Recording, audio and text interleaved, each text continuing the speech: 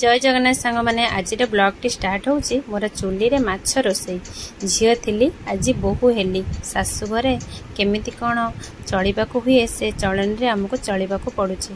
से सासु घरे आज स्टार्ट हम माछ तरकारी। प्रथमे कढ़ई रे तेल पकई मु स्टार्ट कर देथिली माछ भाजी देकी तादरे से पियाज आलू टमाटर सब पकई भाजी देथिली जेहेतु एटा बो कही आ एटा करदेबू बेसर तरकारी। बेसर तरकारी करने हेले आमर तो एते किसी मसला जारिबा को पड़िबनी से ओडिया आमर ओडिया खाद्य तेल मसला भी पड़िबनी से मु कौन कली सबू पकई घाटी देली घाटी दे सारा पर कुटकुट करिकी तापर एटी कौन कली सोरिष मसला ढाड़ी देवी सोरिष मसला पकई देला पर तरकारी एते टेस्ट लगे कारण मु आगरू खाऊली एबे तो मु नॉनवेज खाऊनी किंतु मु जानी सियोर टेस्ट लगे।